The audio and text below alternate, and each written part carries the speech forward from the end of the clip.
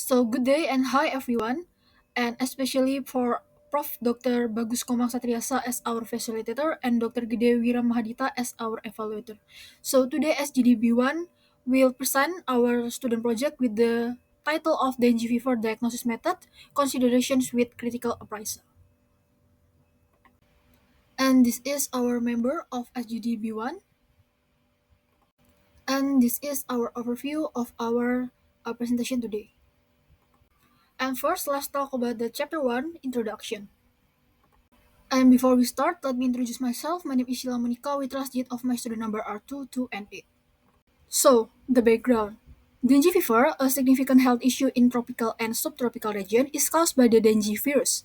Early and accurate diagnosis is important for effective treatment and also prevention.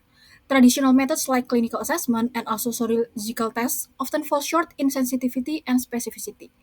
For the modern diagnostic approach, it is more focused on detecting biomarkers like NS1 antigen and also IgM antibodies. NS1 antigen is a non-structural protein produced during viral replication, and it is indicates the early stages of infection even before the symptom appears. Meanwhile, for the IgM antibodies, it is produced by the immune system, become detectable a few days after symptom appears.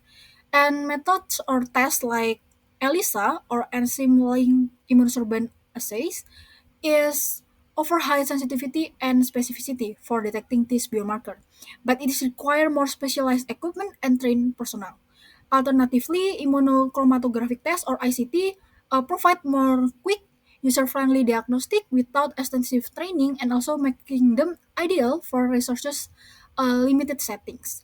Combining NS1 and also IgM testing ensures a comprehensive diagnosis approach for both early and also late disease stages.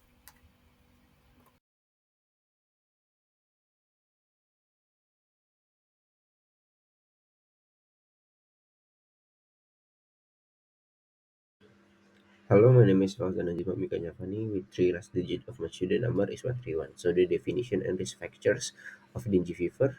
The dengue fever is an acute systemic viral infection caused by dengue virus or DNNP, member of Flaviviridae family.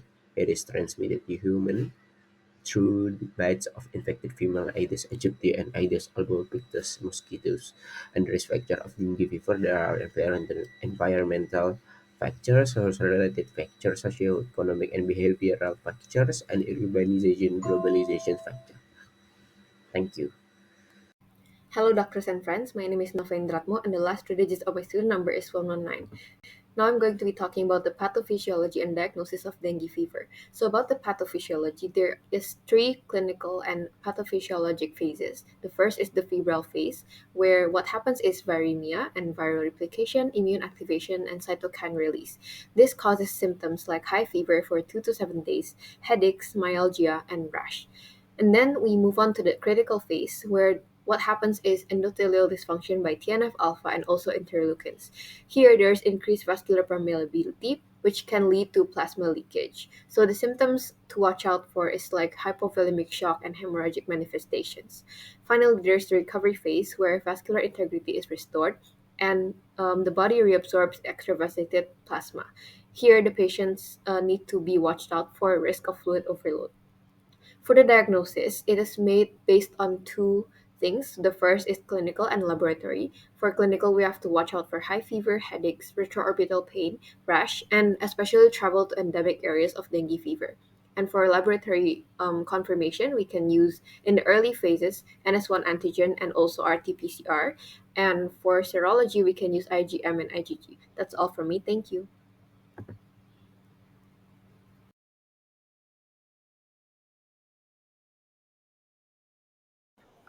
Hello, my name is Sabrina, and I will continue explanation. It's about the current treatment and the prognosis. Dengue fever is mosquito-borne viral infection, presents a significant global health challenge, particularly in tropical and subtropical regions. The disease manifests with a spectrum of symptoms, ranging from mild febrile illness to severe forms such as dengue hemorrhagic fever and dengue shock syndrome, which can be fatal. Effective management of dengue fever relies on timely diagnosis, supportive care, and understanding the disease prognosis. Currently, there is no specific antiviral treatment for the dengue fever. Management primarily involves supportive care aimed at alleviating symptoms and preventing complications. Patients are advised to maintain adequate hydration to counteract fluid loss from fever and vomiting. Analgesics and antipyretics, particularly acetaminophen, are recommended to manage pain and fever. In cases where patients exhibit warning signs of severe dengue, such as persistent vomiting, severe abdominal pain, rapid breathing, bleeding gums, fatigue, restlessness, and blood in vomit, immediate medical attention is crucial. Hospitalization may be necessary for close monitoring and administration of intravenous fluids to prevent shock and other severe complications. The prognosis for dengue fever varies depending on the severity of the disease and the timeliness of medical intervention. Most individuals with dengue fever recover fully within 1 until 2 weeks without any lasting effects. That's all from me. Thank you. Om Swastiastu, my name is Immanuel Krislianjen. The last three digit of my student number is 132. Okay, so now I'm going to explain about the shortcoming of the current diagnosis method for dengue fever. The first one is cross-reactivity with other flaviviruses. So basically, IgM and IgG antibody tests have potential for a cross-reactivity with antibodies from other flavivirus infection. Example like Zika virus and yellow fever. And this can lead to false positive result. And then we have timing of testing. The timing of testing in dengue fever diagnostic tests affect their accuracy. For example, nucleic acid amplification test and NS1 antigen tests are most effective within the first week, and then serological tests like IgM are only reliable after day 3. And the last one, we have limited availability and accessibility. In many resource limited setting, access to advanced diagnostic tools such as RT-PCR and NS1 antigen testing is limited. That's all from me. Thank you. Now, I will continue. Now, my name is Jeremy Nathaniel Yarja with three digits of my student's number 26. Now, we will continue to the 2.5, which is evidence-based medical practice to determine dengue fever diagnosis method. Now, we will continue with 2.5.1, which is evidence-based medical practice to determine dengue fever diagnosis method. In scenario 1, a 15-year-old female presents with a 3-day fever and is worried about dengue hemorrhagic fever because she lives in an endemic area and where many people have been affected. She asked the doctor which diagnostic test is the most accurate to confirm if she has dengue. The doctor knows there are several tests available, including polymerase chain reaction or PCR, NS1 antigen rapid diagnostic test or RTT, and IgM IgG capture ELISA. The key for your question here is which of these tests provide the most accurate diagnosis of DHF in this patient. To frame this, we use the PICO model. P or patient population problem is dengue hemorrhagic fever. For I or intervention and exposure is polymerase chain reaction or PCR. And C for documentation is NS1 RDT and IgM IgG capture ELISA for dengue. And for the outcome is accurately diagnosed. The clinical thesis question becomes in this 15-year-old female with fever living in a dengue endemic area, what is the comparative accuracy of this diagnostic test to confirm DSF and how can the result impact timely treatment?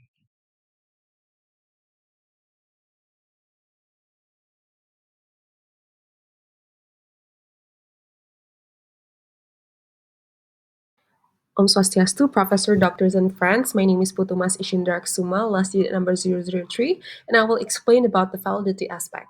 So the study used 400 samples, which are the patients from a tertiary care hospital, and it is a relevant sample population as was according to the World Health Organization standard, and also tertiary care centers are typically equipped to handle complex cases and over-reliable diagnostic data. However, the study doesn't provide information of the sampling method. It is crucial to know the type of sampling for ensuring the generalizability of these results.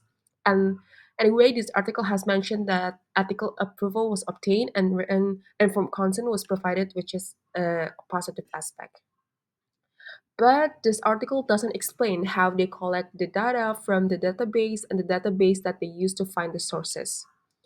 And regarding the population characteristics, the gender distributions of the ELISA positive patient shows male predominance, while the study claims that this reflects the sociodemographic distribution of male and female patients in the study population. The overall gender distribution in the initial 400 suspected dengue cases is not provided.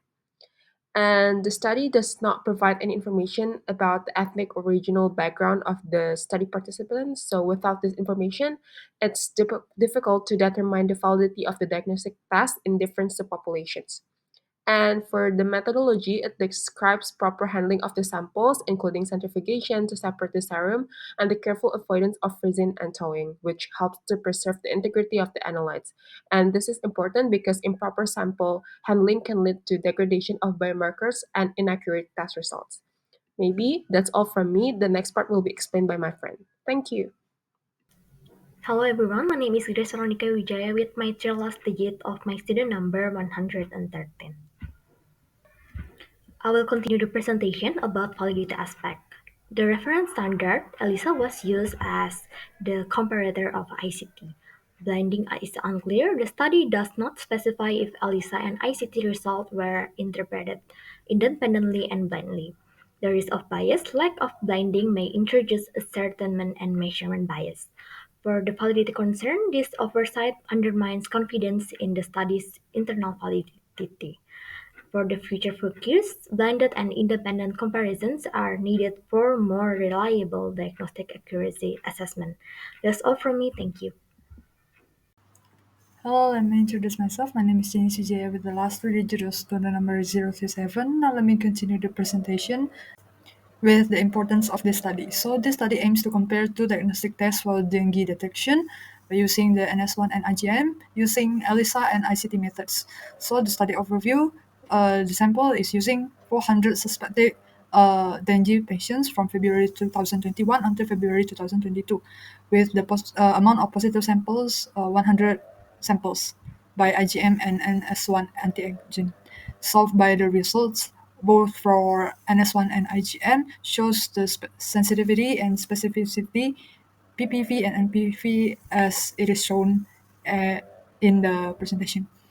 So that for the demographic results, we got the dominating gender is from the males with 65 males, and from the most age group affected is from 21 and until 40 years old, and for the incidence rate is 1.23%. And these results indicate that ELISA methods for NS1 and IgM are reliable for detecting dengue infections. The next part will be explained by my friend. That's all from me. Thank you. Hello, my name is Niputi Indriati with last street number 231. The high specificity associated with NS1 and IgM testing emphasize their vital role in very timely and accurate dengue diagnostic. With relatively high sensitivity, these tests effectively identify generally infected patients while reducing the risk of false negative. The correlation between positive result for NS1 and IgM with severe thrombocytopenia reveals the prognosis significant from complications such as the HF and the SS of these testing methods. Moreover, the identification of the peak dengue incident period, as it's shown in Figure 3, through these tests highlight their utility in enhancing prevention strategies during outbreak seasons. Hello, my name is Joseph Federians with my last three digit of my student ID number 104.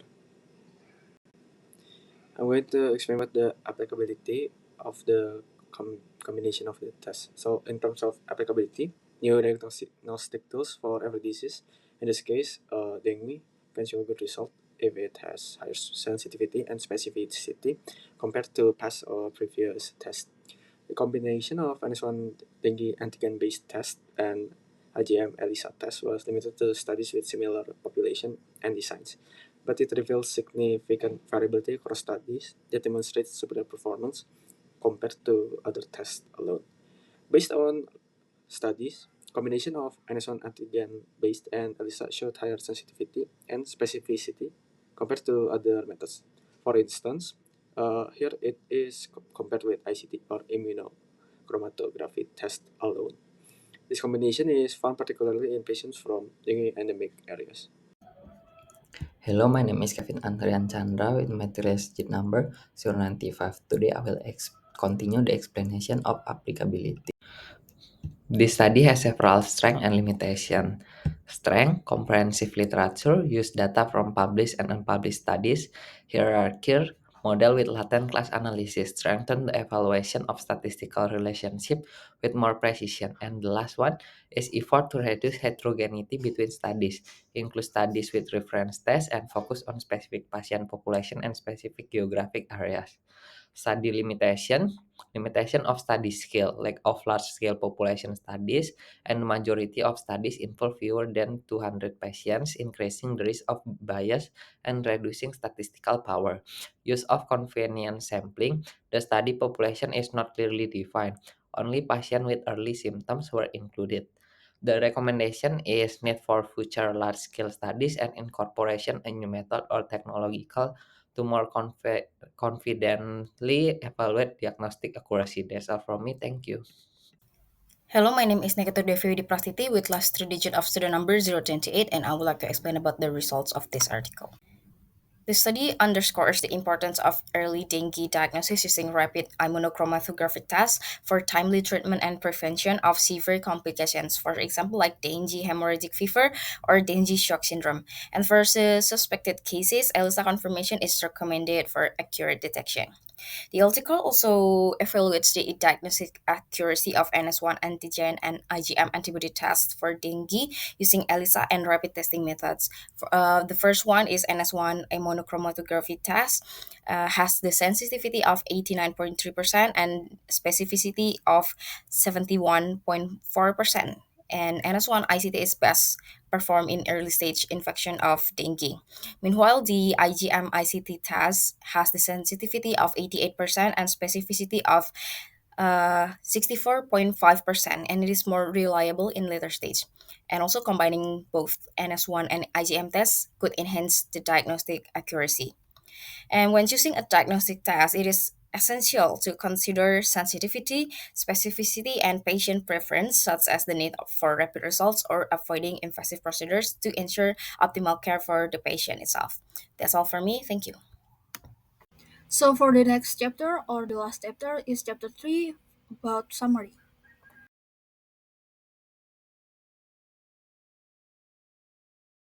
So for the summary, the combination of immunochromatography test or ICT and enzyme-linked immunosorbent assay or ELISA offers an effective strategy for diagnosing dengue fever. ICT provides more rapid screening, crucial for preventing severe complications like dengue hemorrhagic fever and dengue shock syndrome. Meanwhile, ELISA, as the gold standard, deliver higher sensitivity and specificity.